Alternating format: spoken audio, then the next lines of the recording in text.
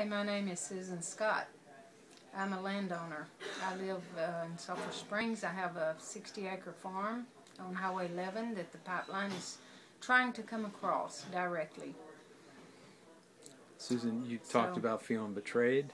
I do feel betrayed. I feel betrayed through our government, and I feel betrayed by that. I just, feel like they hadn't done the right thing. They just hadn't been honest with us. They hadn't told the truth about none of it, about the jobs or anything else. They have not told the truth. We're just simple country people. We don't have the kind of money they have to get out there and PR and like they do, their public relations. We're just plain people that thinks we kind of been done wrong. Not kind of, but have. Because I certainly don't want them. That's the way it is. I never have wanted them from day one, told them that from day one, and that's the way I feel about it. Still feel about it. And my farm is very important to me. It's very special to me. We've got all kinds of critters, and I've had that farm for 35 years, and I just didn't want them to come up there and destroy it. And these are some of the critters? Yeah, this is some of the live on your farm. This is some of the creatures that are on my farm. There's coyote, bobcat, cougars, deer. We have actually we have the red-headed woodpeckers. We have this on the farm. Oh, beautiful! And there's just all kinds of things out there that I just want to keep it natural, keep it beautiful. And I don't... and you have a cougar. Yes, there is a cougar that stays there. This is all threatened.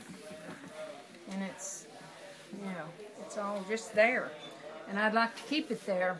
And they said something about, well, you can grow hay. Well, why do I want to grow hay? Why, I don't have any horses anymore, and I don't have any, whatever you grow hay for. And I don't like open spots neither. All of it was trees. All of it's just like I want it. And I don't want them there. So. Susan, how did this all begin for you, this nightmare of dealing with TransCanada? A guy named Pete Porter came to me and said that we started talking and everything. And he said that he's with the TransCanada pipeline, and then, if I can remember it all right, this has been a while back, he said, we're going to come through there, and we have eminent domain, and we have, we're coming through whether you like it or not, so it'd be best if you signed off, because if you don't, you're going to have to pay court costs, lawyer fees, whatever kind of fees there is, and we're going to win anyway, and you're going to be stuck with this humongous bill. And so that was the reason I signed, because they told me they had eminent domain. Well, I found out later they didn't. That was a lie. That was just simply a lie, period. And so that's why I'm sitting right here saying it again. I don't want them, period. We don't want them screwing up our, I shouldn't have said that. Don't want them messing up our waterways. They're going to destroy our water. They're coming too close to my pool. I have a well up on top of the hill. Are you worried about saying the word screwing up? Well, yeah. We've heard worse. Not a problem. Okay. Cut loose. Whatever you got to say, you say. If they leak, but they've it ain't a matter of if they leak, it's a matter of when they leak. And they're cutting a corner over on my farm for some ungodly reason we don't know. That to save a thing across the street, it's a place my friend said he didn't care if it was covered up or not. And they're making an L shape on my farm, which is going to be 10 times more dangerous to me with that sand coming through there. It's going to saw more on an L thing. Mm-hmm. And so it scares the heck out of me. And also, they're coming across a natural gas line on my property, and that in itself scares the life right out of me. Totally. Scares me to death. So, what do we do? Well, how did you first get involved in fighting them? You told me a story about seeing... I had already resigned the fact, and I saw a sign down on the road, right down from my farm, stop eminent domain, stop tar sands. And I turned around and went back. I went like, oh my God, there's actually a chance. So I turned around and went back, wrote the number down, and called David Daniels.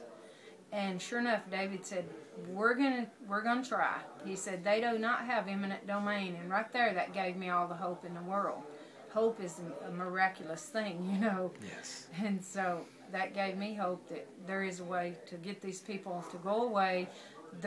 It's called greedy, and that's all they're in it for is greed, and it's money oriented. It's all, we already know where it's going. It's going to China. They can truck it as good as they want to shoot it through and screw up our whole entire environment. They can put it on trucks and haul it wherever they got to haul it. They need to leave us alone. That's what they need to do. Because that's the way I feel. If you had a chance to sit down with President Obama, Susan, what would you say anything different to him, or what would you say to him if you had 30 seconds of his time? I would say, Mr. Obama, Mr. President of the United States of America, I hope you're not involved in this for the money and greed and whatever it's taken. I hope that you can say the last word to tell them that we do not need that pipeline coming down from Canada to Texas. And I'm really hoping, in all hope, that it's not about the money. You know, it's about, there's no jobs. Their own people's going to be doing the jobs. I would tell the president face to face, please do not let this happen, because it's going to screw up so many lives and so many people's farms and so much water that if we don't have water, there's no us. And surely they can see that. Okay.